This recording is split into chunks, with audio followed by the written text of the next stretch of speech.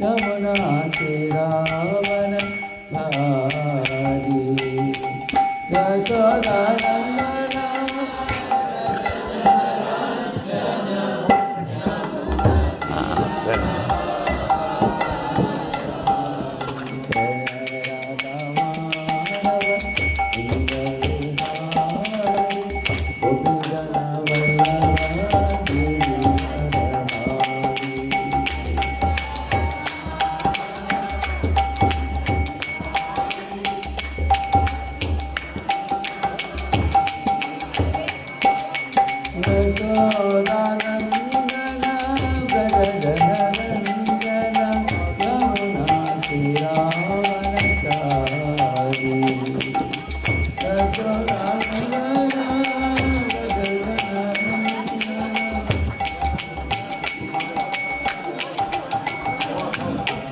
Hare Krishna, Hare Krishna, Krishna Krishna, Hare Hare, Hare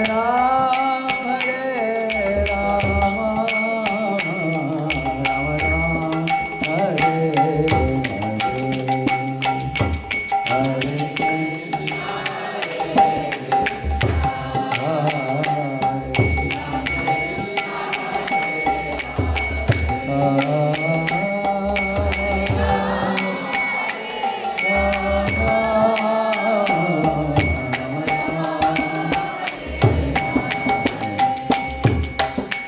Hare Krishna, Hare Krishna, Krishna Krishna, Hare Hare, Hare Rama, Rama Rama, Hare Hare, Hare Krishna,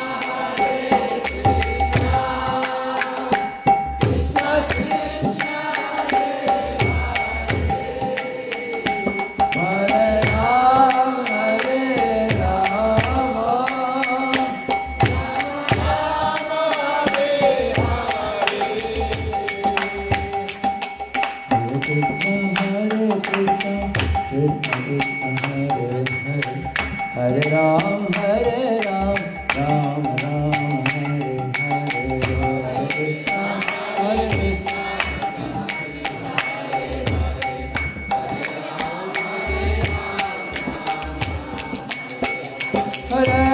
Krishna, Hare Krishna, Krishna Krishna, Hare Hare, Hare Ram, Ram Ram, Hare Hare.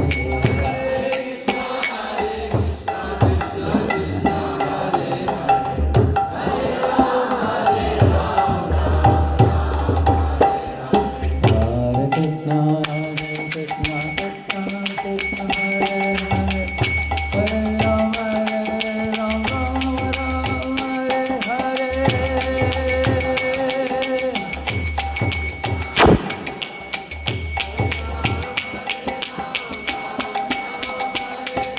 Hare Krishna, Krishna Krishna, Hare Hare, Hare Ram, Ram Ram, Hare Hare.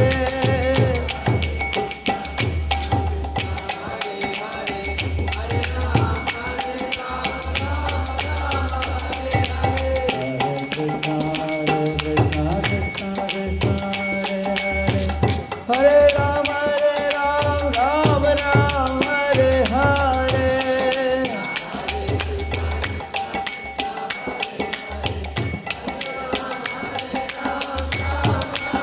Hare Bol, Hare Bol, Hare Bol, Hare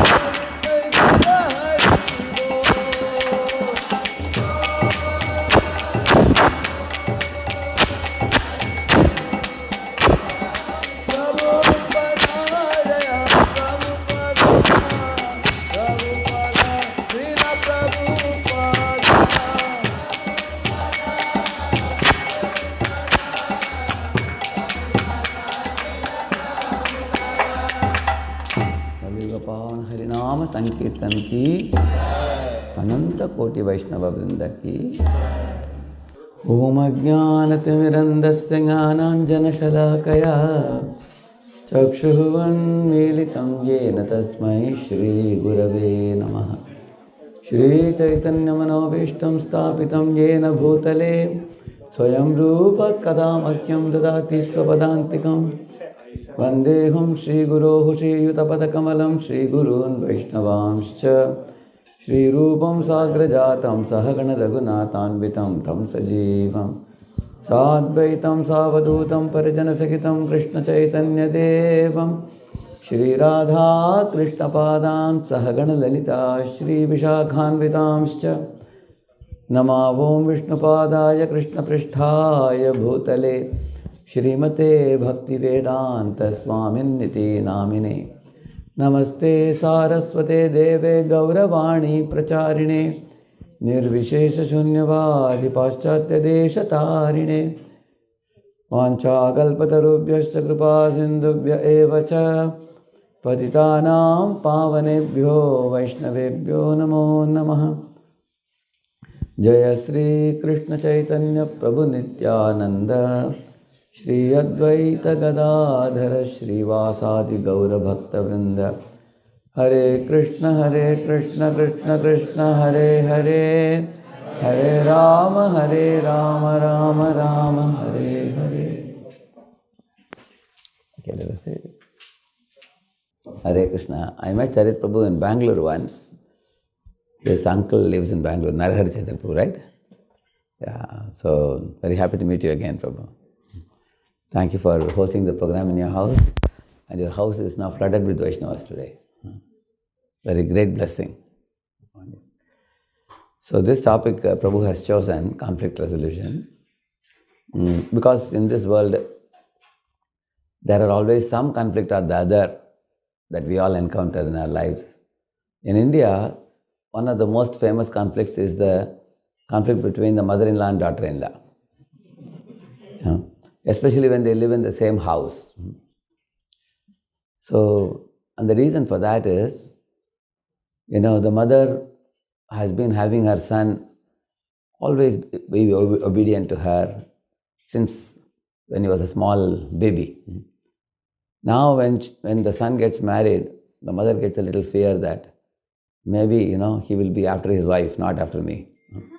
There's a little insecurity. And the wife also has come to a new home, leaving behind her own home. So she needs a lot of support from the husband because she has left her mother and father and come to a new place now. So she wants support from the husband. So both the women, the elderly one and the younger one, they both want to be validated by the boy. So it's not a very easy thing for this fellow to, make both of them feel that I am yours. He has to tell his wife that I am yours only. He has to tell his mother, I am yours also. I am yours. So that requires a lot of intelligence on the part. Of course, if a mother-in-law and daughter-in-law are very united, then that fellow's head will be very cool. It happens in some families like that. Therefore, in our Krishna consciousness movement, we say, when a girl gets married and comes to her mother-in-law's house, she should consider her mother-in-law as mother-in-law. Then it would be a very happy home. Otherwise, the man will be like a mridangam between two hands. So, here is the example of a conflict. I saw a picture where mother is pulling this hand on this side and wife is pulling this hand on this side. So, there are many conflicts that we all face in our life. So, I have given some Shastric examples in the beginning. See, sometimes there is a conflict for resources. Like Pandavas and Kauravas, they were brothers. And when Pandavas, how this world is a very amazing world we are living in. The Pandavas lost their father in the forest. They came to the palace as fatherless children, only with their mother. So at that time, the blind king, Dhritarashtra, was made the king of the world. He was not supposed to be king, but the situation warranted. He had to become the king. But then, he always thought, my son should be the king. So sometimes there is a big competition for the throne. between different people. So, Pandavas actually were righteous. They walked on the path of Dharma. But Kauravas were misguided, and Shakuni and others. So that's a long story cut short. The competition was for the land, for the kingship. Similarly, sometimes there is an interdependent task. Say, for example, somebody's output is your input for your task in the office, and that person happens to be slow, and you get the firing from the boss. You wonder, my boss is firing me, that I am not finishing my job, but this fellow is not giving the output. So the whole thing comes on me. You become smashed between the two. Then you report to the boss, so-and-so has not given the work. So when there is interdependence of task, for example, the same house, the mother wants a child to go to an international school. In India, I'm saying. And the father feels it's very costly affair to send the child to international school. Like in India, on an average, they pay like about 12 lakh to 15 lakh per year per child for international school. If you send the child to an average school, they may spend probably 2 lakhs per year. So the husband feels, what's the need for sending to such a big costly school? It's a status symbol in India to send a child to international school. So there is it's an interdependent. Now husband and wife, they both have a tussle. Where should we send the child? Here or there? So, of course, this is one example. In a home, many such examples can be given. Should we go for independent bungalow, or should we live in a colony? Isn't it? Housing colony. So, should we purchase bigger house or a smaller house, bigger car or a smaller car? Should we lead a very lavish life or a very, either lead an extravagant life or lead a very moderate life and do more saving? There can be a lot of differences in opinion, even within a family. So, on jurisdictional ambiguity, sometimes your jurisdiction is not exactly known, and who has jurisdiction over what. So, because of that, there can be conflicts. Like, for example, I remember one time one team of 4-5 of them said that they are supposed to be an authority for, some smaller team, and they are supposed to report to them. So at one point of time, smaller team asked these people, can you show the letter which empowers you to be our authority? And they could not produce. So then later on it was known that they don't have any jurisdiction over this team. Then there are conflicts. Sometimes if you ask them, can you show the letter? They get offended. We are seniors, you are junior. How do you ask letter? That whether do we have a letter or not? You are asking for official letter. So jurisdictional. Like Yamaraj, who is the superintendent of death, he has only jurisdiction over which souls?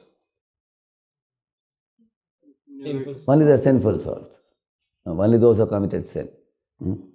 But if somebody has chanted the holy name, they go out of that sinful region. They go under the constables came to capture Ajamila. At that time Ajamila chanted, Narayana, he chanted, isn't it?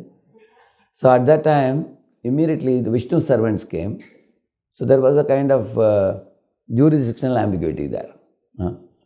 Because Vishnu servant said he belongs to our master, not to Yamaraj. And Yamadutas, the constables of Yama, they said that since he has committed so many sins, we have a record, he belongs to our master. So there was a kind of tug of war between the two. Of course, finally Vishnudas emerged victorious. They cut the Yama's noose and they saved Ajamila after that. But there was a conflict, correct? There was a conflict there. And status struggles. Drona and Drupada studied in the same Gurukula. But Drona was a poor Brahman. Drupada happened to be king's son. So there was a difference in status. You all have heard about Krishna and Sudama. They also had a difference in status. Krishna was lord of Dwaraka, king of Dwaraka. Sudama was a very poor Brahman. Although there is a big difference in status, when it came to their friendship, Krishna doesn't care about your caste, creed, color, nationality, your status, nothing. He doesn't say, I am husband of goddess of fortune, so you should at least be a millionaire. He doesn't say that. He doesn't say that. Anybody can approach him. Lord is most easily approachable. He doesn't care about what color skin you have, how much beauty you have, how much wealth you have, how much education you have, how popular are you in the world. These things are all immaterial for him. Only one thing that the Lord looks for is the love. If anyone offers even a flower with love, Lord is ready to accept. And how amazing He is. I remember in our temple in Pune, once some 3-4 group of girls came to the temple to worship the Lord. So we had actually offered flower. Every morning we offer flower during Shringar Darshan to the Lord. So that flower was a big heap like this. In front of the Lord we have a plate. Later on Pujari will pick up that plate and keep it at the lotus feet of the Lord. He will do that. Eventually he will do that. But when this group of girls came, one new girl had come in that. She came and picked up a few flowers like this and she wanted to offer it to Lord like this. One Mataji came running to her and said, how can you offer this? She asked. The girl was like, she became frozen, she became frightened. And Mataji told her, this is an offered flower. You cannot offer a offered flower. You should offer a fresh flower. And the girl didn't know what is the difference between the two. She was totally new. Then the Mataji took her to the garden and plucked some flowers and gave it to her. And then she brought it and now you can offer this, she told her. She offered it. But when I looked at the scene, I felt, even though that girl offered the offered flower, still Lord would have accepted it. How many of you feel that? You know why is it so? Any of you can say that? Because of the relation. Because of her bhava, the mood. Bhava-priya Janardana. He's a bhava-grahi Janardana. He just sees the mood in which the living being tries to serve him. Even though there may be some small mistakes in our service, Lord doesn't mind that when it is offered with devotion, you see. So, but in this world, all these problems are there, like status symbol. One time by mistake, what we did, we had called crorpatis. Crorepati means millionaires in one of the meetings. By mistake, we called one fellow who is not a millionaire. So they got very offended. How did you call this fellow? We know who he is. You have insulted us by calling this fellow. So in the common society, people sometimes have problems with status symbol. You all may be knowing when you go for a certain party, only people of similar status come, correct, no? If somebody of lesser stature comes, people feel offended. Drona and Drupada had such a problem. Another one, communication barriers. Sometimes due to ego trip, two people are unable to communicate well with one another. They talk in slang language, or sometimes they talk, in a way irritating to one another. They are unable to connect. They are like this. This fellow is saying this fellow is saying this, like this. It happens sometimes. And also it's very amazing of human psychology. Say for example, yesterday night they had a tussle, somebody in a family they had a tussle. Next day morning, by mistake, if somebody dropped a glass and it broke, then the other fellow will make a big issue out of it. Although it is not a very costly glass, because the previous ego tussle continues to exist even after some time. So the communication barrier becomes bigger and bigger if one does not become transparent and honest in dealings. Then that creates many, many conflicts also, communication barriers. So Karna and Shalya, actually Shalya was not supposed to be on the side of Kurus. He actually wanted to be on the side of Pandavas. But there was a small mistake that happened. When Shalya was coming from Madras, South India, towards north, at one place he was very well received by some soldiers, very well fed. His horses were given water and they were given beverages and everything to eat, and they rested very well in pleasure bungalows. And the next day morning, casually Shalya said, what a wonderful service they did. Whoever served me like that, I will be sold out to them, like that he said. And immediately Duryodhana jumped in the front and said, my dear uncle, it is me who made all these arrangements. So you have to fight from my side. Shalya said, I am coming to join the battle on Pandava side. Duryodhana said, no, just now you said a word. You can't go back in your word. So that's how he was cheated and taken to the Kaurava side. The result was, later on, in the battle he was unhappy. So because he was unhappy, therefore there was a tussle with Karna. You see here. Karna and Shalya, both of them got into an ego problem. So Shalya, they both didn't cooperate in the battle. Communication barrier, they both had when there is an ego trip, it happens. So difference in values, many things can be said like this. So here I am showing you this Karna and Shalya, you see. So their relationship was a rusting relationship, whereas Krishna Arjuna's relationship was a trusting relationship. You can see that. One time, Karna was about to send a snake arrow called as Nagastra. And when he placed it, Shalya was observing. He said, don't aim at the neck of Arjuna. Aim at the chest of Arjuna, because neck is a small portion, you may miss it. But Karna said, what? You are my charioteer, shut up your mouth, he said. Just, drive my chariot, that's your job. You are not here to give me advice. So Shalya became very offended. And then Karna shot. The next moment, Arjuna's, that helmet, it flew off from his head and fell on the ground with all the diamond studded in it, all got scattered away on the ground. Arjuna felt a bit insulted. So he told Krishna, hey Krishna, please drive the chariot properly. See, my mukut is gone, my helmet is gone. People will laugh at me. Krishna said, your head was to be rolling on the ground. I pushed the chariot by 1 foot down, due to which your head was saved. When Arjuna heard it, he folded his palms and thanked Krishna gratefully. He said, I can't even know the dangers that are coming upon me. They come so swiftly. Because Krishna, I have you as my friend. I have nothing to worry. So I am sorry that I thought I got insulted. You didn't insult me. You saved my life. I am grateful to you. So in this way, Krishna's and Arjuna's relationship became more thicker in this turn of events. On the other hand, now he missed the target, Karna. Now again that snake arrow went back in the quiver and it was giving signals to Karna's brain. Pick me up, like that he was giving sounds. Wondering what is this? As soon as he picked up, it came and sat like this in the arrow. He asked Ashwasena, hey, who are you? He said, I belong to the Kandoprastha forest. Once my father was out of station, Takshaka. At that time, only mother and I, we were there. At that time, Arjuna and Krishna went around the forest and put the forest to fire. Therefore, in that my mother died. So I have been waiting to take revenge against Arjuna. And good that now I got to be in your quiver. But you foolishly missed the first target.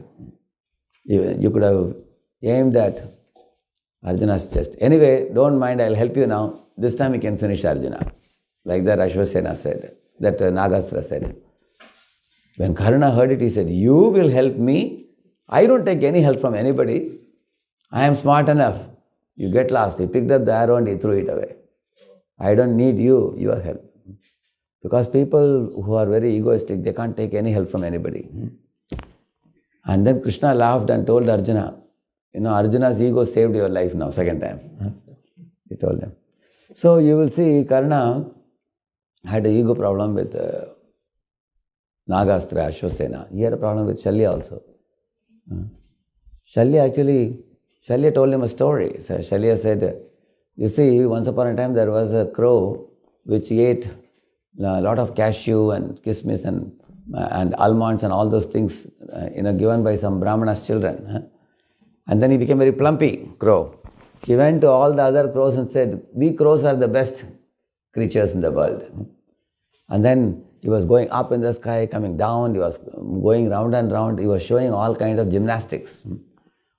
And then he saw 2 swans sitting on a treetop. And he said, Hey swans, are you ready for a competition with me? And then the swans were very mild-natured creatures. They just, they flap the wing once and they glide in the sky. You must have seen. Okay, the two swans glided and the crow went in between. And the swans started flying over the ocean. And the crow was also flying.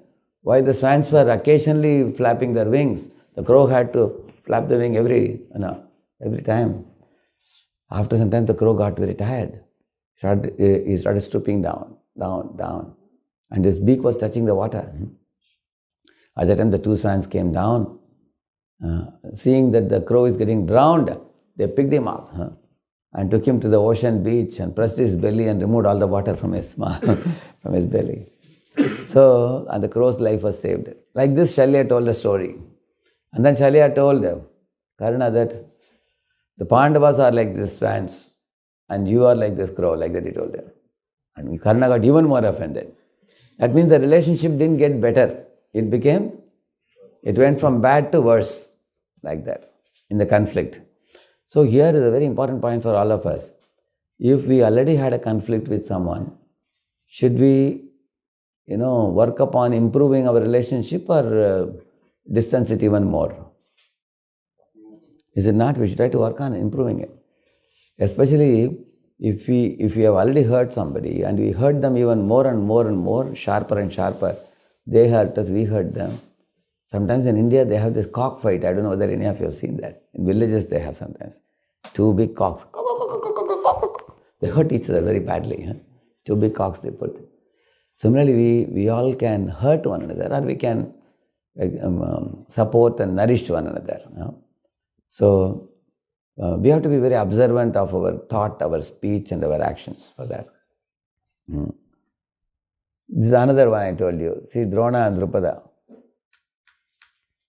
Again, Krishna Sudama. See, Krishna had a sweet relationship with his Gurukula friend Sudama, but he didn't see any status, as I told you. See, he is washing his feet, he is feeding him very great lunch, and even Krishna's wife Rukmini is fanning. You can see. So the poor Brahman. And all the other courtiers were amazed. The Lord of Dwaraka, Krishna, is serving, washing the feet. Long live Krishna, they said. They were amazed by the king's service attitude. Because Krishna very dearly loved his friend Sudama, and he didn't see his status. On the other hand, you see Drona and Drupada. Of course, there was one problem on the Drona's side also. In the Drona Drupada, you will see, when he went to the court to meet his friend, there was a promise he had made. Our Drupada had made in the Gurukula days. When I become the king, I will give you half my kingdom. He had told him. But then Drona said, don't make such promises because you may not be able to keep them. No, Drona said, no, when I become the king, I would like to give you. You are such a thick friend of mine. So he made a promise, but then he went back in the promise. So what happened when he went to the court and told him, Drupada, I have come. Remember your promise to me, my friend. Now you fulfill it, like that he said. So Drupada felt very unhappy. He said, how is it that you are claiming as if it is your kingdom? Ideally speaking, if you go to request someone something, your tone also matters. You had promised me for giving a kingdom, at least can you give me some charity? I am a poor Brahman. That would be ideal. Instead of that, he said, hey, you told me that you are going to give me half the kingdom, where is it? Give me now. Like that he asked. So, Drupada also, became upset. He said, look at this Brahman, he is claiming half my kingdom, give him a cow and send him away, he said. So, then he became even more wild. He went back and said, wait and watch what I do. And he made the Pandavas his students. And then later on, using Arjuna, he held him a captive. And when he was brought to him, Drupada was captured and brought in front of Dronacharya. Dronacharya teased him. See, this is one thing we should learn in our conflicts. Whenever we have conflict with somebody, we should never tease. Because the teasing is sarcasm. That is very dangerous because in future it can cause great harm to both. It's like a two-way dagger. It will hurt them, it will hurt us. So he told him, oh Drupada, it seems all your kingdom has become mine. If I wish, right now you are under chain. I can cut off your head, which I will not do, he said. I am not so mean-minded like you, like that he said. You insulted me, but I won't insult you. Take your half your kingdom and go, like that he said. So Drupada, Drupada actually was pretending to behave well. Oh, you are a noble soul. I am not surprised by your attitude. I am grateful to you and wish to be your lifelong friend. Thank you for sparing my life and also giving my kingdom back. Thank you. But then inside his mind he was thinking, I shall have my revenge. Like he was thinking. And then later on, in the sacrificial fire, he produced one son and one daughter, Drishtadyumna and Draupadi. And that Drishtadyumna became the cause of the death of Dronacharya later on. The whole idea is it's a back and forth revenge in this particular conflict. So that's what is written here. If you see, Drona was insensitive in his expectations from old friend. And he expected sensitivity and good behavior from Drupada. Generally what happens with many people in this world, they only keep saying what the other person should be doing. They never think about what I should be doing. When I was in my school days, our teacher told us, write some of the qualities that you expect from a good friend of yours. You all have some friends. So write some of the qualities you expect from your friend. So some of us wrote as many as 20 qualities. 20, 25 qualities we wrote. We submitted to teacher. Teacher said, don't submit it, keep it with you. Now you take your pen and encircle those qualities which you possess. Then we thought that is a very difficult thing. He could only mark 3 or 4. So then she told us to realize that, see, you have 3 qualities and you want 20 qualities from your friend. And therefore there's a mismatch. Correct, no? So therefore there is always quarrel. When our expectations are too many and we don't think, what am I doing? So this is a big problem. Many times we don't even understand why the conflicts occur. So unrealistic expectations lead to conflicts. Yeah. For example, a husband should consider wife a gift of God. Wife should consider husband also a gift of God. See, when somebody gives you a gift, will you criticize the gift? Whether it's a small gift or a big gift.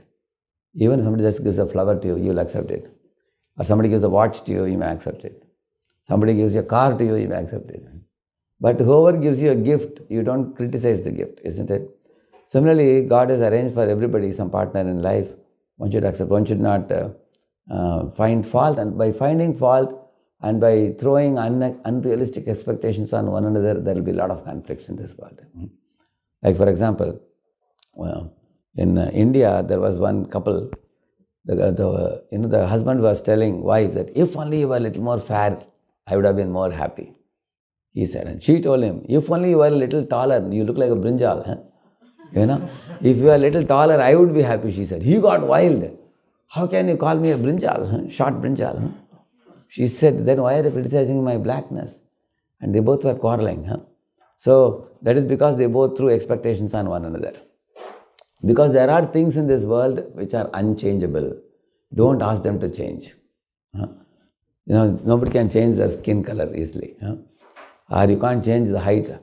For example, somebody asked me, Radheshyam, why are you so short? Somebody asked me. Can you put somebody like me in a UTM machine and a universal testing machine and elongate? Isn't it? So, in this world you will see there are unchangeable things which one should not ask one to change. Correct, no? So, that will only lead to frustration in the family. Like for example, some parents tell the children, see, your younger brother is getting first rank in the class and you are getting 5th rank. You are not as good as him. And these things cause inferiority complex in the children. You see, you should not make comparison. Do you make comparison between a jasmine flower and what is the other flower you call it? Gerbera. What do you call it? Gerbera? Gerbera is a sunflower type of big, very smiling flower. Beautiful flower it is. I don't know what they call here in America. Sunflower. No, sunflower is also there. This is another flower which is fully blossomed like this. Colorful, but it has no smell. It has no smell at all. You've seen a smellless flower? Big flower? Yeah. So, will you compare a jasmine to that? Because jasmine has fragrance, but it is not a very beautiful flower. It's a simple small flower, jasmine. Whereas this big flower has beauty, but it does not have Yeah. So when you are comparing the flowers, what you should say, oh, jasmine is fragrant. Sunflower is big and beautiful. Lotus flower has honey. Whatever the flower has, you glorify that. Don't talk about what they don't have. Is it not true? You say, horse can run faster. That's true. So that has ability. Everybody has some inborn ability given by God. So therefore, then the conflicts can be reduced if we can avoid unrealistic expectations from others. So these two fellows got into conflict, and it was a very bad conflict. Both forgot to stay human, you see. Yeah. So, whenever such conflicts happen, how do we resolve the conflicts? So it requires a lot of, patient listening in resolving the conflicts. See, God has given us 2 ears and 1 mouth so that we can hear well and understand the people before we can speak. Because generally what happens when two people are in conflict, when one is speaking, the other one is preparing. Like this. Tell me, like that. Like a boxers, you see, they do like this. Because both are in a mood of hitting the other person. So that type of mindset is not going to help resolve the conflicts. One amazing observation I made in this world, people with whom we have the thickest relationship, they are the ones we have often conflicts with. You will observe that. See, in your life, you have only single-digit number of people with whom you interact every day. For example, you take a man, he interacts with his wife, his children, his mother, father, and maybe a few colleagues in the office. Every day, every single day. Same way you take a woman, she connects with her husband, with her children, maybe with their neighborhood lady, some few colleagues. So you will see that we all have 7, 8, 9 people max, not even 2-digit number. And with these people, our expectations shoot up sky high from these people because we interact regularly. We keep on expecting them to do more and more. And therefore, the conflicts also come in that. So when the conflicts come, if one of the two is willing to listen, it's very good. Those who can listen well, it's called active listening, we call it. Similarly, how to give feedback in a very polite and respectful manner. That's also very important. Actually, where there is love, feedback is not seen as a painful thing. People know that this person is my well-wisher and the feedback is being given to uplift me and make me a better individual. So then the feedback is good. Like I used to do public speaking test for my boys in Pune. So I have a 10 criteria system for evaluating the speech of anybody. So I would ask them, see, I have made the report about you. Do you want me to tell only the positives, or I can also share what improvements you need to make? So many of them said, oh, I don't mind, you can share it. Because they know very well that they will be polished and then launched as a preacher after that. And they don't mind. And they also said, I don't mind my improvement points shared with others, and others' improvement points we can also learn from others also. So where the atmosphere is one of non-threatening atmosphere, then people may be more open. Otherwise, feedback will be seen as a complaint or a criticism. Yeah. See, here I have shown a chart here. On the y-axis, we have importance of the goal to be achieved. On the x-axis, we have importance of relationship. Sometimes, if relationship is important for us, we can forego the conflict so that we accommodate and go on. Like we can give an example. Say, in the morning, your wife tells her husband that I told you something in the morning to bring. Evening when the husband comes, he didn't bring it. So she's asking, morning I told you to bring it, why you didn't bring it? Husband says, you never told me. I told you in the morning, here right at the door. He says, yes, I was standing at the door, you came to the door, but you didn't tell me anything. She says that you are holding the phone in the hand, that's why you didn't hear me well. So in this way they go on and on and on for an hour. So what do you think they should do? One out of the two should give up. Either the fellow says, he says, Okay, you told me, I forgot. Now you tell me again, I'll go and bring it. And the matter is over. Or she says, okay, you didn't bring it, now you go and bring it. Sometimes people don't give up. So there are people who try to prove I am right, you are wrong. Imagine if two people try to prove, what is it like? In India, for school children, they tell a story. Two goats come in a bridge. And one goat says, urgent, urgent. Other goat says, super urgent. Both are very urgent. And they fight like this. They both fall into the river. Another story says, two goats come. One goat says urgent, another says super urgent. One of them says, okay, I'll sit down. You can walk over me. And then he walks like this, and he goes his way and he goes his way, both of them. I used to think this should not be taught to the lower kindergarten school children. It should be taught, I think, to grown-ups, I feel. It will be making more sense. So, because children don't know too much fight also. Because sometimes I have seen grown-ups sometimes fight and the children forget the fight also. Like it was a rainy day, one day I observed, one child went to another child's house and then he snatched the biscuit packet and he ate one. And the child gave out a big wailing sound. The mother came and pinched the child. And this mother came.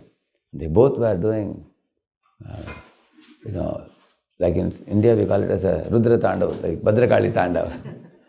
They both were doing big fight. And the two children were sitting together and sending a boat in the paper boat. They were sending in the water, sitting next to each other. They forgot the fight. So, sometimes when we grow up, due to ego problem, we may not fight the forget for a very long time. So therefore, here he says, if relationship is important for you, learn to accommodate others. He says, that's you are able to see the other extreme here. When you are on the other side of the x-axis, accommodating. And in case relationship is not important for you, you had a tussle with somebody, you avoid them. Okay, you go your way, I go my way. Because you don't agree with me, I don't agree with you. And our natures are different. You go your way, I go my way. That is avoiding. Is that clear to everybody? That x-axis? The y-axis you see, if goal is important, very important, then you compete. Like Lord Krishna told Pandavas that you cannot forego the war. These Kauravas are not ready to give you 5 villages also. So although you are all rulers, kings of the whole world belongs to you. But the Kauravas want to snatch it away from you in an illegal way. So you have the right to fight for it. And because Kauravas were totally unreasonable fellows. They didn't even give 5 villages also to Pandavas. Then Krishna told, because the goal is very important for you to rule the world, because you will rule the world righteously. Whereas Duryodhana will rule the world irrighteously. So you should fight for it. That's why you find competing comes. And if the goal is not very important, you can forego. It happens sometimes in a family. So between the brothers, there's a little difference in opinion. Sometimes in the division of the property, the father's head is spinning because the sons and daughters, they are asking, I want this property, I want that property. It happens sometimes, Sometimes within family we may forego a little bit. We don't mind because for us the relationships are important. Even if I miss out a little bit materially, no problem. One of the brother is a little greedy, okay. You may sometimes leave. So therefore, he's saying that you have to decide in which continuum you are in. Here are some of the negotiation keys. He said, separate the people from the problem. What is the meaning of that? We should discuss the issue. We should not discuss about something bad about the people. That will aggravate the problem. Focus on what the people really mean. Invent options for mutual gain. I'll show you this. So I have shown 2 Bhagavatam examples here. Here in the picture, what you are saying is, there was a great King Dhruva Maharaj.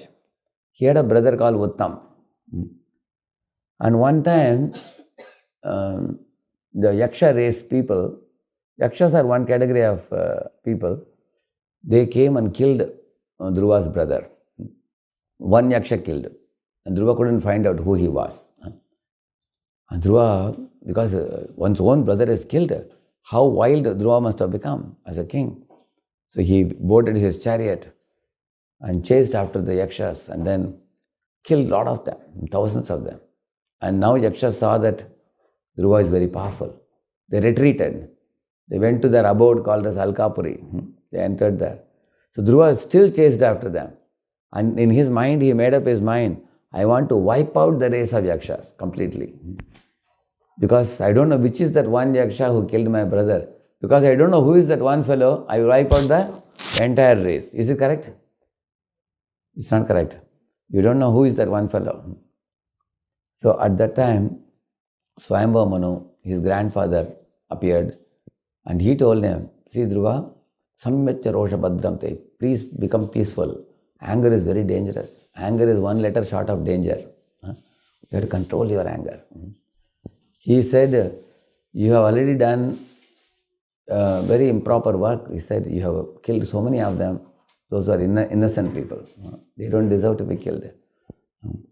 Somebody from their community killed, one person killed your brother, and you want to wipe out the whole community. You don't, it's improper, just like Hitler did with the Jews, isn't it? Either you want to wipe out the entire race. It's very horrible. And then he told them, in our lineage, nobody has done such a thing. We are a glorious lineage, you should not do this. And then he also told, you are angry on them, but their leader is angry on you, he said. Who is their leader? His name is Kubera. Kubera is upset with your behavior because you are unnecessarily, embarking on this wrong project of wiping out the whole Yaksha race. So after that, when he heard that, Dhruva also thought that my grandfather is mature, he has a very greatly wise personality. He agreed. He said sorry, then he went and met Kubera also. So the conflict was resolved between Dhruva and Yakshas. So similarly, sometimes in our life also, if one person from some particular family did a mistake, we label the whole family as a bad family. Correct, no? Like you all know, Hiranyakashipu was the great king, but his son was Prahalad. So you have heard this pastime. When Prahalad was in the womb of his mother, the demigods assumed that because he is going to be demon's son also will be demon. Like that the Devatas thought. So they were actually planning to take Prahalada's mother, Kayadu, when she was pregnant, to the heavenly abode and keep her. As soon as the child will be born, we will kill the child. That was their plan. But Narada stopped and told, the demon's son is not a demon. He is going to be a great devotee of Lord Krishna. His name is Prahalad. See, the Lord is so broad-minded. He sees everybody individually. Just because father is demon, son need not be demon necessarily. The Lord could see Prahalad's devotion. That's the vision of the Lord versus demigods, if you see. Demigods imagine he is going to be demon, whereas Lord could clearly see. Similarly, all of you think for a moment. Say you have problem with one person in some family. How do you see the other members of the family? They may have a good relation with you. Possible or not? What do you think? Sometimes we label the whole family. Similarly, say you don't like one devotee, for example, and that devotee has preached and brought some few people. We may also think about those people. They are all that fellow's person, so they must be like him only. How many of you think we tend to think like that? Correct? No, only one of you. You agree? We tend to think like that. But is that really true? It's not true. It's our wrong outlook. Everybody is an individual. So that is one conflicting situation, you see. This is another one, second one conflicting situation I have shown. What you see in the picture is Ashwathama. He entered into the tent of the Pandavas when the war was about to get over. And he thought that somehow I have to bring success to Duryodhana, Kauravas. So he entered the tent and he killed the 5 children of the Pandavas. And then Draupadi came and saw them beheaded when they were sleeping. Those children, those sons were sons of Draupadi, they were sleeping and he killed them. Draupadi was like shocked, shell shocked. She cried and then Arjuna came and told Draupadi, Draupadi, this atrocious act has happened against your children. Immediately I will chase after the culprit and I will bring his head and put it under your feet. And you can stand on that and take a bath. Like that Arjuna said. And Arjuna immediately boarded the chariot while Krishna was driving the chariot. And Ashwatthama was fleeing in another chariot ahead of him. This is the first place in Bhagavatam you see Krishna entering in the first canto, 7th chapter. So, now at that time, Ashwatthama, seeing that his life is in danger, Arjuna is going to capture him, he released one Brahmastra which can destroy the whole universe, you see. For him, he doesn't care even about the whole universe just to save his own life. He did that. And Arjuna asked Krishna, what I should do now? What do you want me to do? So then Krishna told Arjuna how to retract that Brahmastra. He gave him an idea. So Arjuna got the idea from Krishna and then he did that and then the Brahmastra was removed. See, both the Brahmastras are colliding and then it was retracted back by Arjuna successfully by Krishna's suggestion and idea. And after that, see, all the devatas were watching that. Okay. Now he is arrested now. Who? Ashwatthama. At that time Krishna told Arjuna, Arjun, he told many, if somebody is if somebody is sleeping in the night, one should not kill them. Somebody is a small lad, you should not kill. And somebody has no weapons, you should not kill. And somebody is crying or running away, you should not kill them. Somebody is surrendering, you should not kill. These are all rules actually. Suptam, Balam, Viratam, Bhitam, like that are words used. Krishna said, but this fellow killed those children who were asleep in the bed, they had no weapons in the hand, they could not retaliate. So this fellow should be immediately killed, he said. And you also have given a word to Draupadi, right? So you should finish him. But then Arjuna hesitated. Why? Arjuna, as soon as he caught Ashwatthama, he remembered, who is Ashwatthama's father?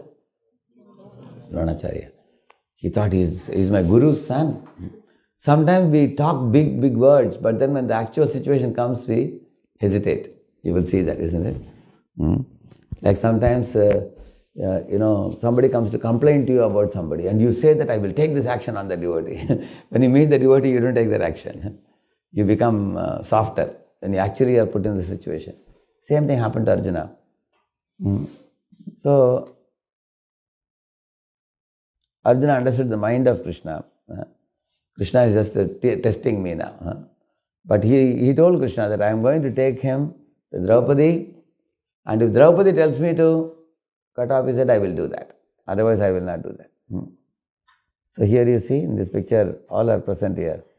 Draupadi is in the middle, there is Krishna, there is Yudhishthira Maharaj, Bhima, and Arjuna.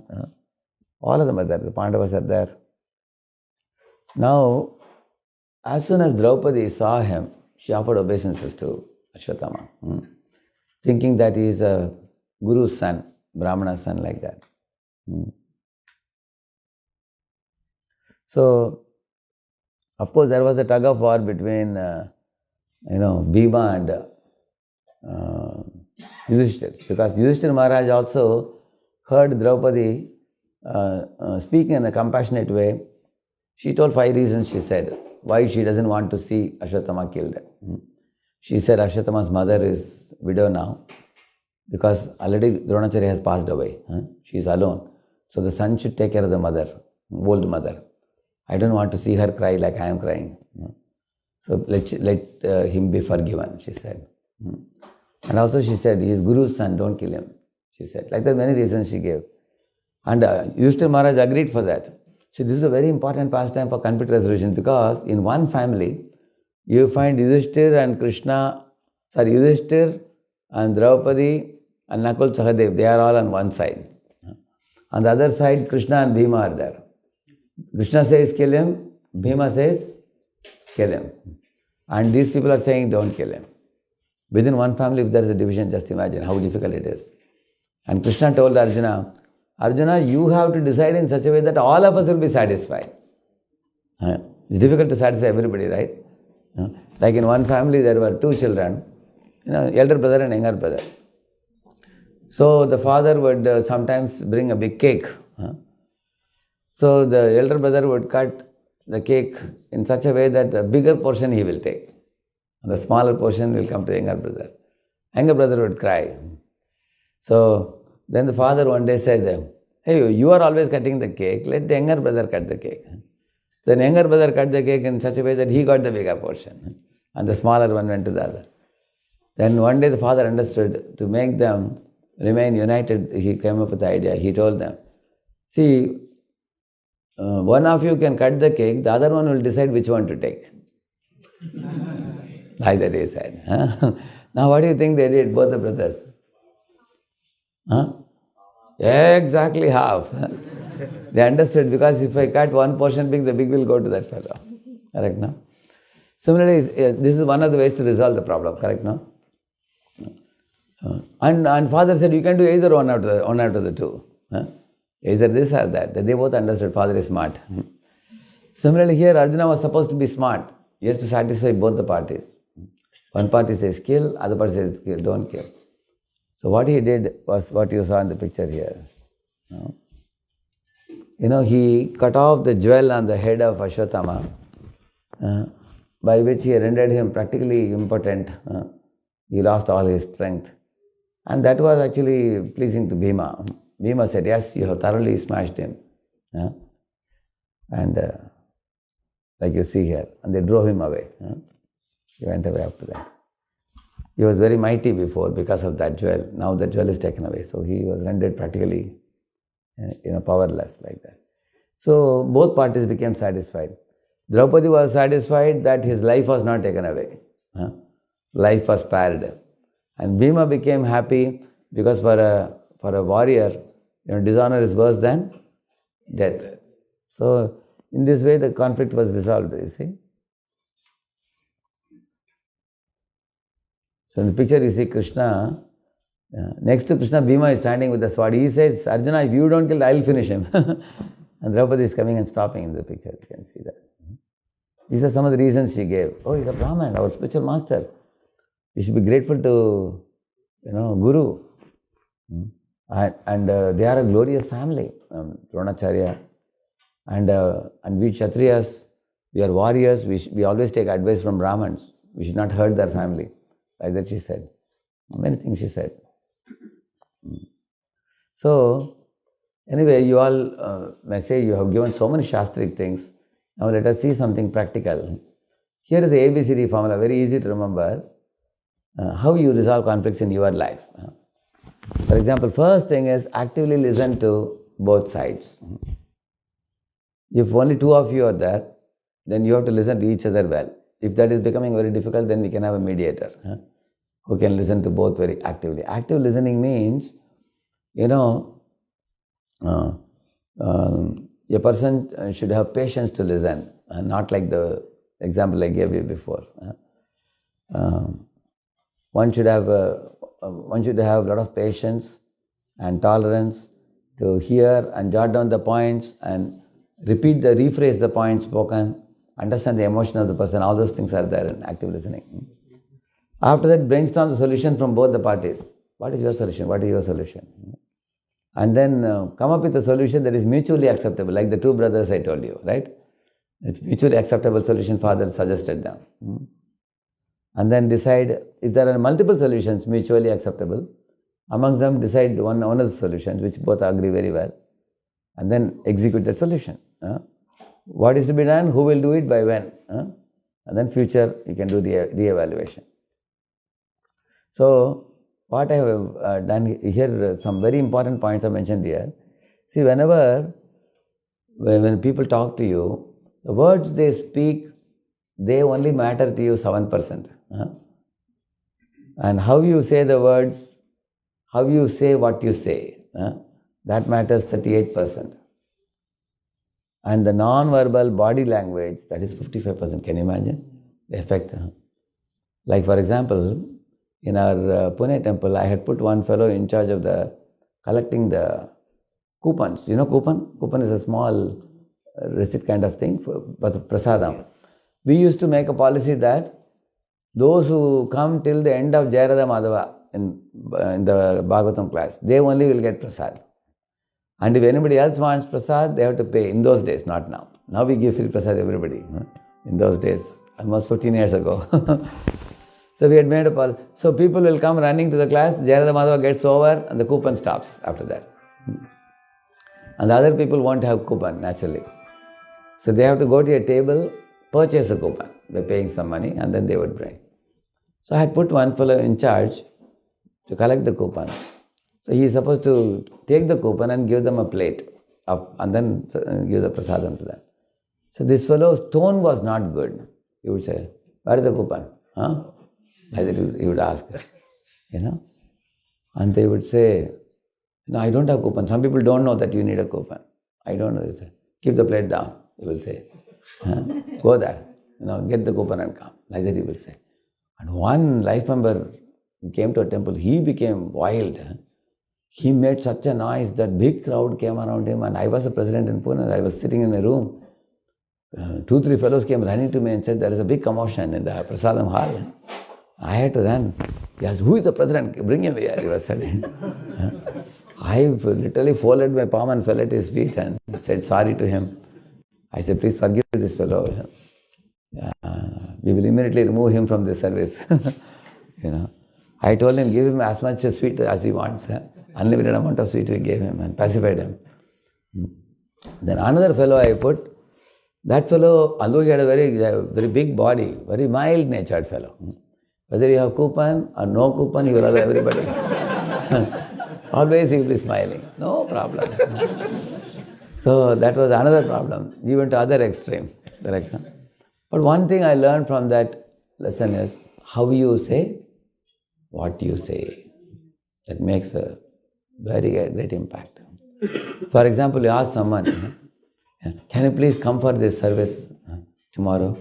Like that they say. What does it mean? Like they say. What does it mean? You always catch me only. That's the meaning. There are so many other devotees. Why you always call me for the service? So you see, I didn't say any word. Simply by saying, you understand what it is. It's a non-verbal language. Correct now? So, how enthusiastic you are will show up on your face, in your body language. Say, for example, somebody wants to meet me. Somebody comes near me, that, Prabhu, I want to talk to you. You want to talk to me or what? If I do like this, what does it mean? Yeah, I don't have time. I have to run away, isn't it? On the other hand, if somebody says, I have all my 5 minutes for you, please tell me. And they sit and really attentively listen to you, then even that 5 minutes looks like 50 minutes for you. So our body language, it matters a lot, how you listen. Are you ignoring them? Are you pretending to listen? Pretending means, like, Satyananda Maharaj was telling an example. One husband came from the office back to home. Wife was in the kitchen. She was going on telling him something. And he was telling, he was telling. But he was reading a newspaper. And the wife was thinking, why he is only saying, he is not commenting anything. She came out of the kitchen and saw this fellow reading newspaper. She pulled the newspaper and said, now you tell me what I told you. He told, whatever you said is all right with me. Like that he said. She said, no, at least one thing you tell me what I told you. That means it's called pretending listening. What listening? Yeah. He knows his wife is very talkative, but he has to just, tolerate her. So he's saying, like that he's saying. That is pretending listening. Selective listening means people only listen to what they want to hear. Like once we were making an announcement. Please, devotees, come to the kitchen, and those who wash pots, they will get 2 gulab jamuns. And one devotee came running and said, Prabhu, where are the 2 gulab jamuns? That we will not show you. We will only show you after they complete the service. Correct? Selective listening, they only listen what they want to listen. Similarly, you will see when two people are having a conflict, A and B, A only wants to hear from B something favorable about what they do. They don't want to listen to the whole picture. Self-centered means judging, advising, probing, these are very bad. So that's why the conflicts are difficult to resolve unless one clears these four things. And how do you express your empathy to them? You can rephrase the content. Oh, now I understand. You said that when I do this, you get some difficulty because of this. Now we can reflect their feelings as well as the content. Then these things, you could do activity. It will take a little while. But I will just show you the headings now. See, I versus you language. Actually, if they have done something good, you can use the you language. You all are wonderful devotees. I can say, instead of saying we all are wonderful devotees, we can say you all are wonderful devotees. And there if you use you, nobody will mind it because you are saying something good about them. On the other hand, if you are a team leader, something went wrong, then if you say we, all of us, we are interested in getting good results, we are struggling, we should be more careful. If you say we, they will appreciate. If you say you guys have spoiled the whole work, because of you, we didn't get the result. Say, what about you? You are also part of the team, they will say. Correct, now we should use the word we. So I versus you language. Yeah. Similarly, anticipating possible objections in advance. So how do you do this?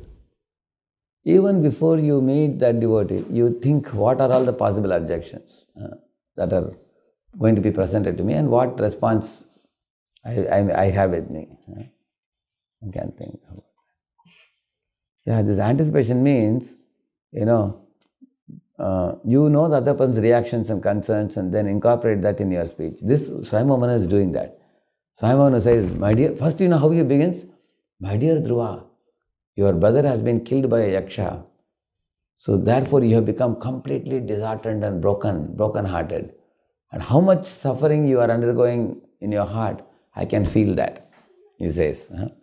So immediately Dhruva understands, now my grandfather is understanding my heart. This is called empathy. What is the difference between sympathy and empathy? Sympathy means, you are suffering, poor you, I understand you are suffering. That is sympathy. Empathy means I stand on your shoes. I feel what you feel. That is called empathy. Yeah, empathy is very important. So, like for example, I'll tell you a real life example. Once somebody was supposed to bring us prasadam to a station. In India, wherever you travel, you just call up and then some devotee will bring you prasad in the station. We can pick it up from there. So we were 4 or 5 of us going. So they told one devotee to bring prasadam to the Bangalore station. So those fellows were supposed to bring. One fellow was supposed to bring. Now the train reached the station and the prasadam didn't come. The train stopped for about 20 minutes and the train left. And one of the organizers of 4 of us, he called that fellow and said, hey, what is this? You said you are making 8 items for us. He said, yes, Prabhu, I was making 8 items, that's how I got a little late. What is the use of the 8 items? He made lot of items, even at least 2 or 3 items reached us, we would be happy. Now he made many items and you didn't bring the prasad. He said, Prabhu, that's not the point. When I was coming, there was some procession going on, which was unexpected. In India, sometimes there's a big crowd of people sometimes pass the road. So I was stranded in the middle of the crowd. By the time I came to station, the train had left. So this devotee scolded the devotee. But that fellow took a taxi and reached the next station. He came and gave us a prasad. And then he wanted all of us to become convinced of his good intentions. He told that, I wanted to make 8 items, I made it, still I was on time. And why I was not on time? Because of the procession. So when I repeated that to the devotee, Prabhu, we agree that you had a big heart to make so many items and you could not reach the station because of this procession. Otherwise you would have reached on time. Like that I told. He became very satisfied. Because they want us to understand their feeling and not point fingers to them. Otherwise those 2 devotees would have become sworn enemies actually. Yeah. Okay. See, in case your senior was upset with you, you can speak like this. I know I messed up the last service, Prabhu, that you had given me, but I plan to be more careful in my dealings henceforth. I will appreciate you giving me another chance to prove myself. Please don't take away the service. Huh? Please give me service. Sometimes we are given a service, we mess up, correct, no? Hmm? Like you say, one Mataji wants service in the kitchen to cook, but then she will not remove the vegetable waste. She will just cook, and then she will make the plate and take it to the Lord, and she will leave everything behind like that. So her service was taken away. Then senior Mataji didn't want to correct her because she thought she will get upset or something. Later on, when she asked the reason, she found out. She promised the senior lady that I will never do this again. I'll make sure I clean up the table before I leave. Then she was given the service again. So we can anticipate the superior's objection and okay, these are the things I told you. Actually, each of it is explained like this. I can share the PPT with you. Only Krishna has monopoly over this knowledge. I can share with all of you. Maybe I can give it to Prabhuji and you all can go through it yourself leisurely. It will take a little bit of contemplation also for you. Each of it I have given some little, additional explanation I have given. So it's going to take some time to explain these things because it's actually 90-minute seminar. That's all, the last slide it is. I can take 5 minutes, some questions I can take, 5 minutes. Anybody would like to share something, any of you? Because I told many things. So ABCD, you remember? What is the A I told?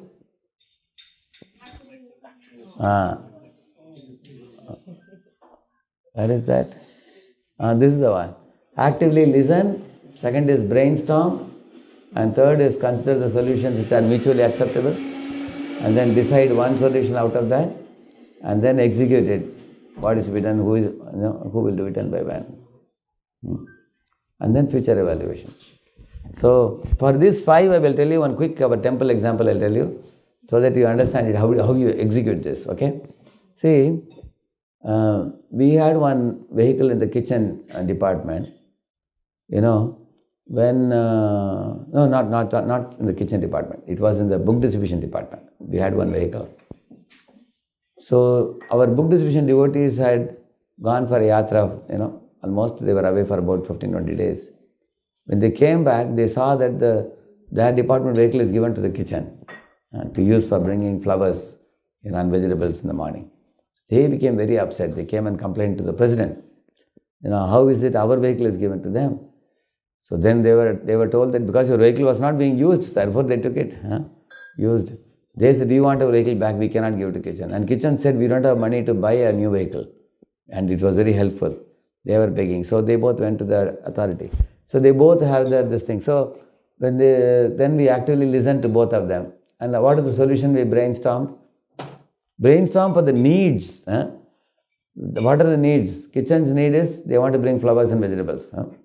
And what is the flowers for the deity room and the vegetables for the kitchen? They want to bring it. And the book distribution department wants a vehicle for book distribution. I asked them, what is your timing? The kitchen wants a vehicle in the morning. And these fellows want the book distribution vehicle in the evening. So that means the times are not clashing. Is it not true? So it's mutually acceptable solution. Both departments agreed, yes, we don't mind, they can take it till they get a vehicle. And the limit was also set. Kitchen was told, as soon as you collect money, you buy a vehicle, then you should not depend on the book distribution vehicle anymore. And they agreed to that. That is a fifth one. Executing solution, put a limit for that and everything. And then sometimes in future we have to check whether it's going on peacefully. So like this, you got an idea now how to do this. Yeah. Now there was a hand up. What was the question, Prabhu? Yeah. Hare Krishna, Prabhu, thank you for visiting Montreal. Yeah, thank you. I had a question with Karna and Shalya story. And I am very sorry, some of you may not be familiar with all this Mahabharata, Bhagavatam names. This seminar has some of the pastimes from the scriptures directly. If any of you had any difficulty, you can also check with your other friends. Okay, please go ahead. So in the story of Karna and Shalya, would it have been better if Shalya would have not been, because he had to do his duty to keep his word, would have been better if he would just not follow his duty, and just it would be more favorable if he would just like keep out of. You mean to say Shalya could have gone to the Pandava side? Yeah, because And not join the Kaurava side. He reluctantly joined. You say, why should he reluctantly join, correct, no? Instead, he could have gone to Pandava side and happily joined that side. Yeah. Generally, what happens, if you have received some favor from somebody, service from somebody, and also you have given a word, so some people cannot go back from their words. Because Shalya felt that I was fed well, we were given good accommodations, and the horses were taken good care, everything. So he wanted to express his gratitude, and then he gave a promise that I will fight for that party. Generally, great souls, once they give a word, for them to go back becomes difficult for them. But he was telling Duryodhana that I don't like to be with Karna. But Duryodhana very much pressurized him to work with him. That is why sometimes, even in our life also, if working with somebody is causing us difficulty due to chemistry mismatch, it is good for us to keep away and then work with someone else with whom can work comfortably. And in case there is no other alternative, you are in the same department, you have to work together only, then we can keep our interactions minimum and be polite and respectful. Because in Bhagavatam 10th canto there is a verse which says, Sannikarsho atra matrena anadarana karanam. He says that familiarity breeds contempt. He says, so with such people. So then if you keep your relationships respectful and official, then there will be hardly any clashes. Yeah. In case we have to work with somebody and we have no other alternative, then we can work like that. Is it all right? Thank you. Anybody else want to say anything else? Any of you? Yeah. Krishna. Thank you for the story. A question about Ashwatthama. As far as I know, I didn't find it from Srimad Bhagavatam, but Jiva, living. So he is supposed to be living nowadays somewhere. And actually, why is he Chiranjeevi? Because he offended the Pandavas, who are pure devotees, so badly. And there are 5 children. Actually, he still has the wound and he is suffering for a long time. For a long period of time, he suffers with that. That is why he is giving a long period of punishment. There is no glory of his living longer. See, imagine somebody lives from the age of 70 to 90, 20 years bedridden, passing stool and urine in the bed. What is the use of such a life? His life is like that only. It's inglorious in the sense that of offending the great pure devotees Pandavas. And not only that, for example, first he killed his 5 children. When he was released now, again he will throw a Brahmastra towards the Pandavas, one Brahmastra, another Brahmastra to kill the last child, Parikshit also. He tried. And of course, Krishna took his chakra and cancelled it. He saved also. Idea is his activities are very heinous actions. Is all right? Anybody else? Did I tell you too many things to remember? Okay, let us take a few devotees. You have a hand up. Okay, yes. Thank you, Prabhu. Sometimes it feels much easier, and maybe it's tempting to just finish a relationship. But in certain cases, like, okay, let's say like married people, or then you just have to work it out. So how do you distinguish, like, okay, I'm supposed to work it out, or okay, it's not worth it, or it's not bad if I just do nothing about it. I just like. Yeah. You see, marriage tie is a sacred tie. When God has blessed them and brought them together in a sacred tie, and they should try to adjust. Actually, those husband wives who learn to adjust with one another, they also develop tolerance. They develop patience. They develop humility. They develop many sublime qualities also. Just as brahmachari sannyasis have austerities to perform, by which they become purified. Similarly, in the grihastha ashrama, husband wife tolerating one another and also raising the children patiently, that gives them tremendous inner strength also. But if somebody says, oh, this partner is not working for me, cut off, then they change dozen partners, they change. Correct, no? They keep changing, hopping, jumping, hopping, jumping. And those families are very unhappy families because they don't get any emotional security, stability, And those families, then you have no one to depend on in this world. You cannot fall back on anyone. On the contrary, when a husband and wife patiently stay with one another, remembering that, we have been brought under a sacred tie, let us tolerate. And over a period of time, they both become responsible husband, responsible wife. The relationship becomes improved, definitely. They will learn to see the good in one another over a period of time. And that becomes more easy if they seriously put Guru and Krishna in the center. Like my spiritual master used to say, between the couple, there should be divine couple. You should say like that. So if they put the divine couple in center, many times when they spiritually become bankrupt, that is the time they will quarrel the most. But if they can keep the juice of devotional service, they will develop all good qualities. So they should definitely make an effort to stay together. But when such a staying is not possible, I will tell you, when when one out of the two becomes violent, for example, sometimes the husband is beating the wife. It happens in some families like that. Or the wife, or one out of the two is being tortured, mentally tortured. They are getting psychiatric problems. Or sometimes extramarital affair one is having.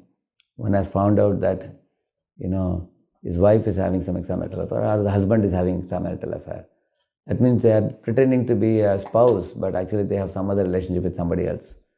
Then one cannot continue in those relationships. Then one forgoes that relationship after that. Those are all very serious situations. Otherwise, our quarrels are all very small. Chanakya says our family quarrel should be like a goat fight, he says. You've seen goats with two legs, they will stand, with two legs they will fight like this. You've seen that? And if you say, hut, if you say, they'll give up the fight. And they'll walk together because they forget the fight only.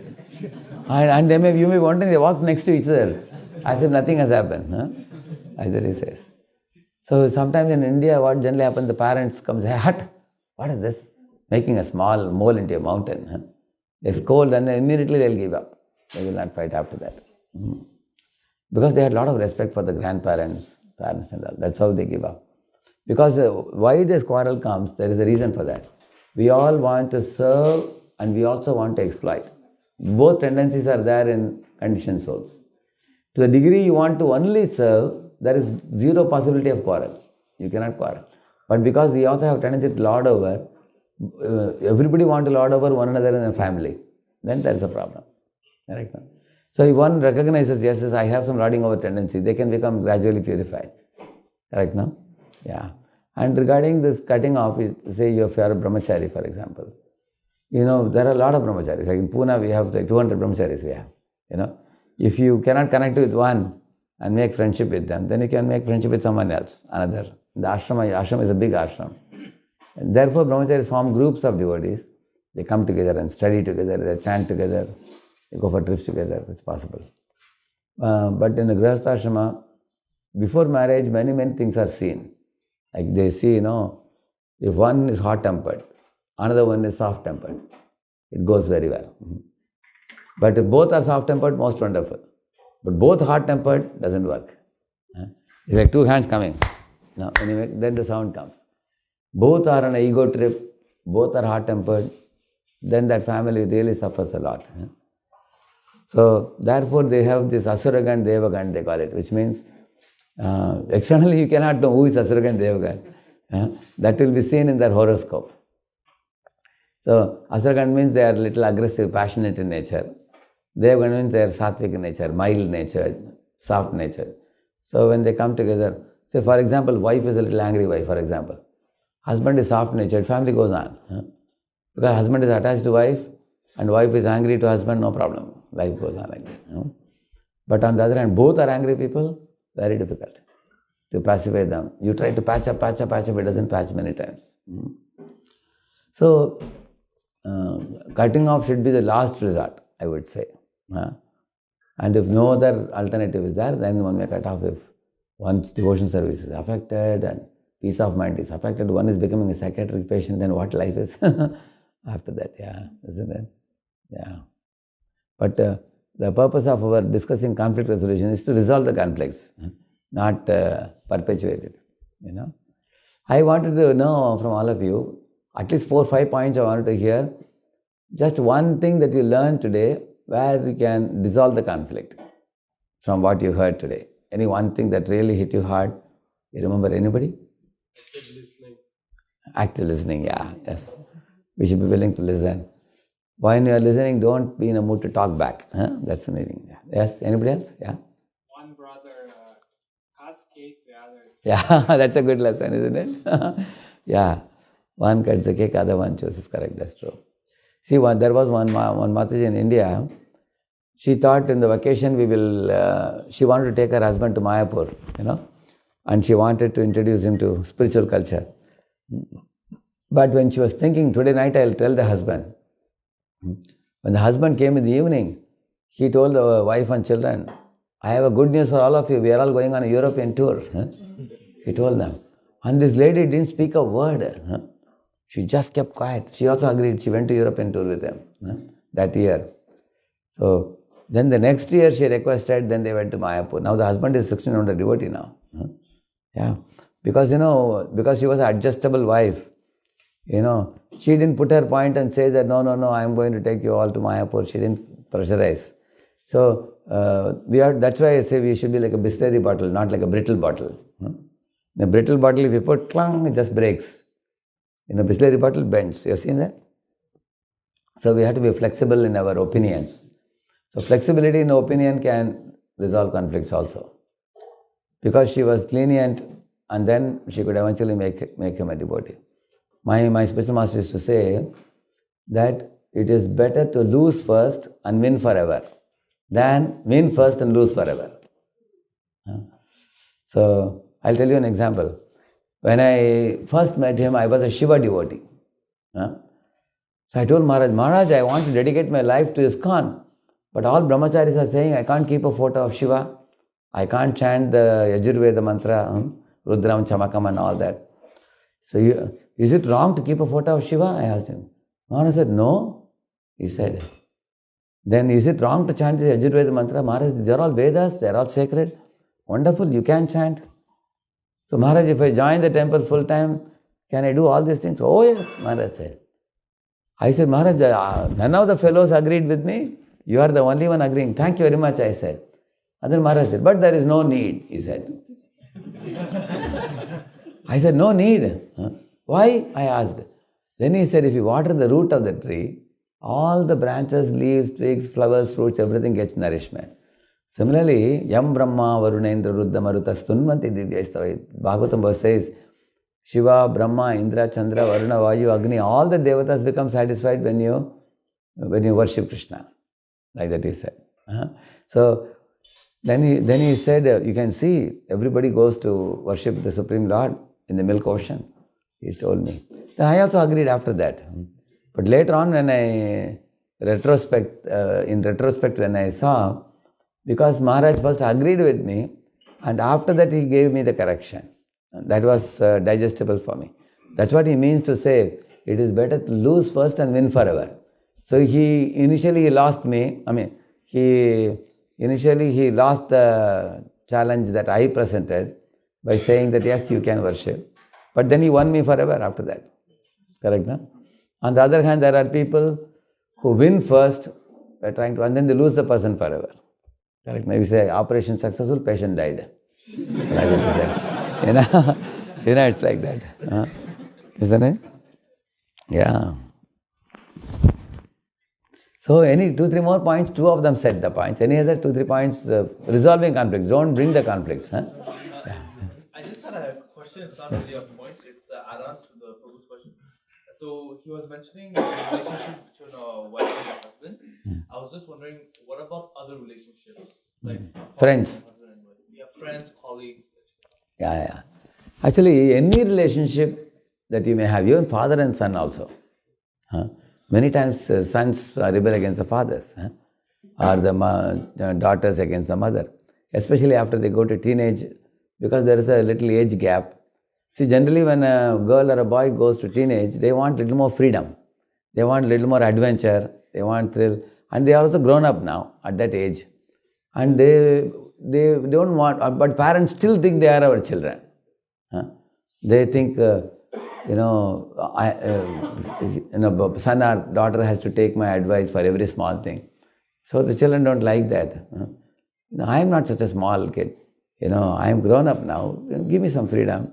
I also want to see the world and learn things like that they feel. So there is a kind of gap which comes. Similarly, in husband-wife, I told you. Similarly, the friends also. Colleagues in the office also. Say if you are a team lead and you have a team of people with you, sometimes the team lead feels that the team members don't have much to contribute with respect to ideas, but they can work well. So the team leader may say that, I have a very good idea, you guys you are not smart enough to come up with ideas, so better you execute my idea, if you say. Do you think they'll cooperate? They'll cooperate to make sure your idea doesn't work. Yeah. So even though they may not have many ideas, if you give them a chance to think, they are grateful. They are happy that our leader is valuing us. Correct, no? How you deal with them. So if there is a tug of war between the team lead and the members of the team, it's a very sorry state, because then the team cannot achieve its goal. Correct, no? So wherever there are human beings, there can be conflicts. See, that's the difference between dead matter and human. Correct, no? This seat now, if you put it here, it will be here. If you keep it there, it will be there. Because it doesn't have free will. But humans have free will. So then there is a possibility of unity or conflict. Both are possible. So in all relationships, it's possible. All right? Thank you. Any other solution comes to your mind, what we discussed? Forgive and forgive. Very good. Brilliant. First forgive and then forget after that. Don't say that, no, 2008, July, afternoon time. Do you remember you did this? I cannot forget for my whole life. People remember. Although I forgave you, don't think I have forgotten. Forget it. Forget the bad past like a bad dream. Look at the future. Good point. Thank you. So, anybody can recollect the main headings I talked today? One was Ashwatthama pastime I spoke. How the whole family of Pandavas stayed united in that big conflicting situation. Correct, no? Although within the family there was a conflict, and the conflict was successfully resolved, with the satisfaction of everyone. Another example I gave, what was another story I said? I think Drupada and Drona I told, I think. And also Shalya and... see, Drupada, Drona, Shalya, Karna is one side. On this side, Krishna and Arjuna. And on this side, there is Krishna Sudama. So I gave you opposite examples. Why? Because then you can easily relate and see. You can remember it very easily. So Krishna and Arjuna are a very, very sweet relationship. In the Gita also you see, the very fact Krishna is driving the chariot of Arjuna shows how both the friends have such a deep understanding of each other. See? Arjuna is telling Krishna, you are telling me to fight a ghastly battle. What will happen to our reputation? Us, he is using the word us. Asmabhihi is using the Sanskrit word, which means what will happen to our reputation? Which means my reputation and your reputation are put together. We are fighting the battle because we are in the same boat. We want to be successful, not that I want to be successful. Arjuna sees him and Krishna as co-workers and as one unit. In a family, husband and wife are one unit. In office, the team leader and team members are one unit. In friend circle, the friends are one unit also. If you work like one unit, although we are in 2 or 3 different bodies, then it will come out well. And Prabhupada very much wanted cooperation between devotees so that this movement can be perpetuated very nicely. So I told many things. We have to put aside our false ego. We should be willing to listen to others. We should be patient. And we also should know that how we say what we say. How you say what you say. What's your tone in which you speak to others? Is it a condescending tone or is it a sympathetic tone? Like say one devotee is sleeping in japa, for example, somebody. You can go and shake the devotee. Hey, don't sleep, wake up. Like some devotees would shake and say, Jiva jago, wake up. Or you may touch the devotee slightly and say, Prabhu, I think yesterday night you didn't have adequate rest. Please take good rest. Take care of your health. The devotee doesn't have to be told anything more. They will understand it, what you are meaning. So sympathetic correction is different from, condescending correction. So many things. Shastras are oceanic. So if you had any questions, you can write to this. Okay, this you can write voicemedia.pune@gmail.com. I generally reply in a week or two. I'll reply. Okay? Yeah. Of course, I've been coming to USA, East Coast and West Coast quite some time. But my sister is married and she lives in Ottawa. And her son Ajay is studying there in university. So I just came there. I was about to come there, and then in Montreal and Toronto, devotees also told me, please come here also, they said. So it's the first time I'm coming here. And this time I'm not going to Toronto, only these two places I came, Montreal and... but I also had a desire to see Montreal temple because Srila Prabhupada has come here. Prabhupada installed the deities, correct, no? Here. And as well as Gopalakrishna Maharaj became devotee in the McGill University. Here. Shivaram Swami. Shivaram Swami also here only? Which university? McGill University. Oh, yeah, correct. Very, very special place it is. And I came to know Prabhu is here last almost 30 years. Correct, no, Prabhu? 30 years here. A stable leader. So many years. Very wonderful. And this whole hall is full of devotees. All are from Montreal here, these devotees. Wonderful. Very nice. So thank you for the opportunity you all gave me to serve you. One thing I felt that this topic could be dealt in two ways. One is the way I dealt with it today, giving you plenty of profuse number of examples, because one example may be understood, other may not be sometimes. And another way is to not go into a PPT at all and just churn a discussion and make people think and speak. In which case, we cover a small portion but in a more fluffed way. You can fluff it, and I do that also. But I always have a tug of war in my mind which one to do. So, in America, some people told me that you speak less and then you churn and focus on one theme, they told them. But I have to cultivate that habit. Because this is the style I've been giving in India, a lot of information in one slide. So we have been having this practice, but recently I have started coming to West. But in case I overloaded your head with too many examples, please forgive me. But in future I will try to make a shorter PPT, something like 8 or 10 slides, and we can churn more and everybody can think more and come up with more points. But one thing I loved the most today was the kirtan in the beginning. What's your good name, Prabhu? Ivan. What a kirtan it was. It was extraordinary, it was. And the Mridang player also did a very, very amazing. I was floating in the sky and I heard the kirtans. I felt my talk would be useless, that the kirtan go on forever. I felt like that. But Prabhu told me that, he said, probably you are not aware, Montreal is very famous, internationally famous for kirtaniers, he was telling. And you all go and perform in other places also, right now, Prabhu? In different places. And you have your own festival also, I heard, Kirtan Festival. What's the name? Brajavilas?